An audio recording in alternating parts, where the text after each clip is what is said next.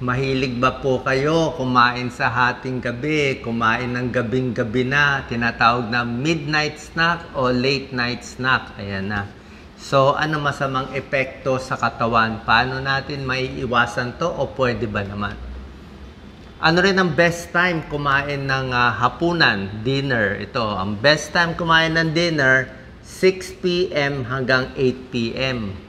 Kung matutulog ka ng 9 p.m., dapat mga 6 p.m. kumain ka na, mga 3 oras. Pag 10 p.m. ka matutulog, dapat 7 p.m. May oras pa dapat ang tiyan para matunaw. Kung hindi kasi, mamaya kakain ka gabing-gabi na, pwedeng mga simang tiyan mo. Tingnan natin. Ano risk ng late night eating? Yan. Number 1, mas marami tumataba.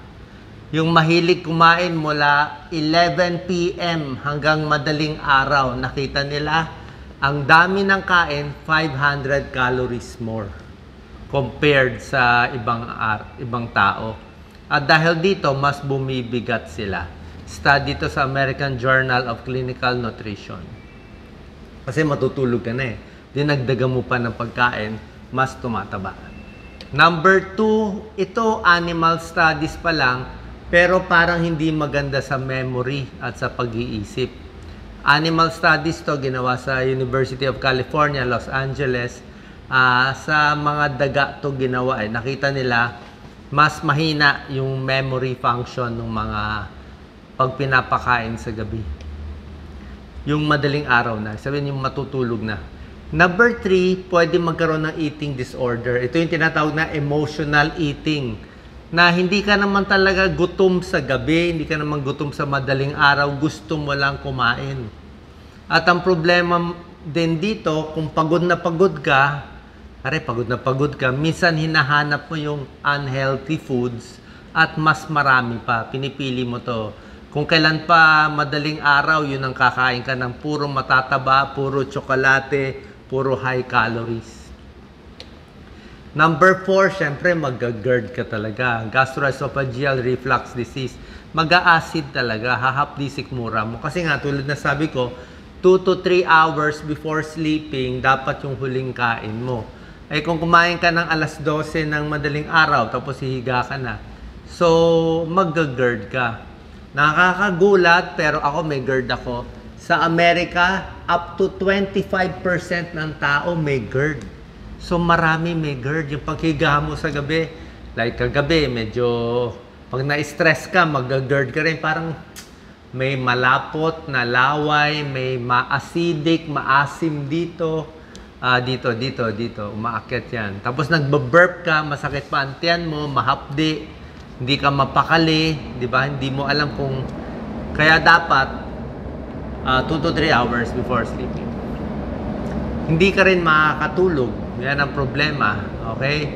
Kasi nga, pag nagulo yung kain mo, magugulo din yung tulog mo. Gigising ka kasi masakit nga ang tiyan mo. Number 6, bumabagal ang metabolism.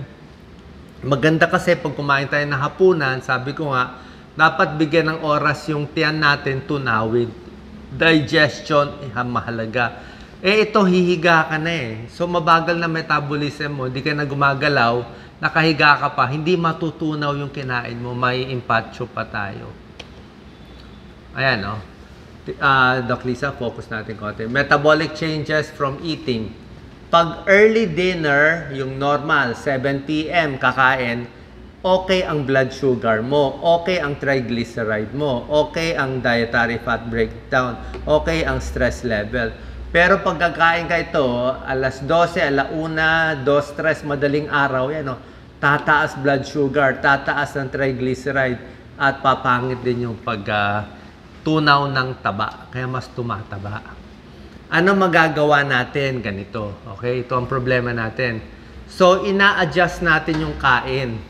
Ang problema ko kasi, pag kumain ako ng masyado maaga, 6 p.m., diba? Matutulog ako ng mga 9:30, 10 p.m. Gutom na ako by 10. Diba? Magugutom ka na. Hindi na ako aabot kinabukasan.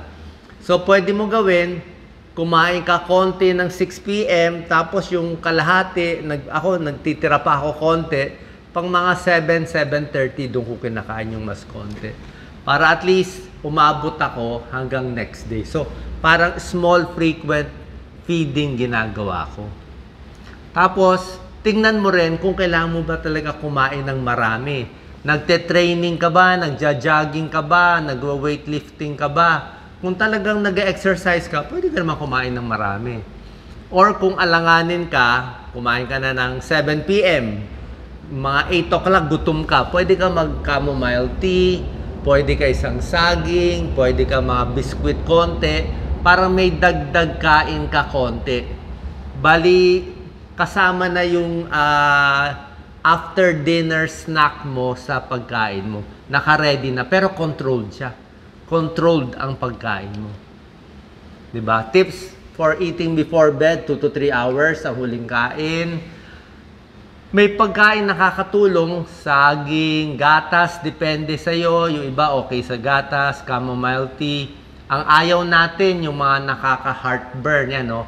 Maanghang, maasim, alak, sigarilyo, kape, yan, soft drinks, bawal sa gabi. Yan, no? Pati tsokolate, minsan ayaw rin niya sa gabi. Yung mga good for sleep, gatas, depende sa'yo. Kung wala kang lactose intolerance, may ilang prutas, pwede. Bad for sleep, soft drinks, iced tea, matatamis, alak, at kape. Diba? Siyempre, kape may caffeine. Hindi ka makakatulog. Dapat nga, ang inom ng kape siguro, latest, siguro mga alas 2 ng hapon. Ganun lang, 2 or 3. Kasi pag uminom ka ng kape ng gabi na, hindi ka na makakatulog. Foods to help you sleep better, ito saging, pamparelax yan. Yung mga carbohydrates, pwede na yan, tinapay, patatas, konti lang, oatmeal, green tea, konting mani, konti lang.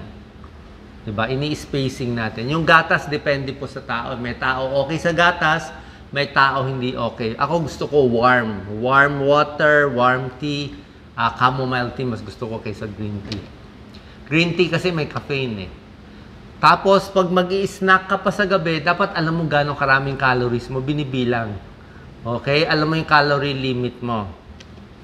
At para ma-limit mo yung calories, di ba, minsan ginugutom tayo. Para hindi tayo gutumin, dapat more protein, more fiber, more healthy fats.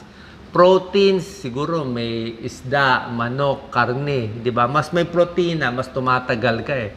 Pag kumain ka lang ng kanin at gulay lang minsan, sandali lang, gutom ka na. Kailangan may konting protina, fiber, okay din gulay, healthy fats, ano yan, mga omega-3 fatty acids, para mas busog ka.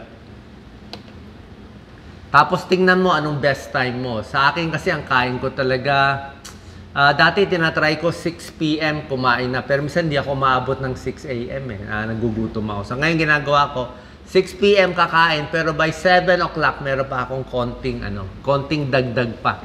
May konting dagdag pa para umabot ako next day. So, tingnan mo anong best time sa'yo para maganda ang tulog mo at hindi ka mag-GERD. Yan ang importante.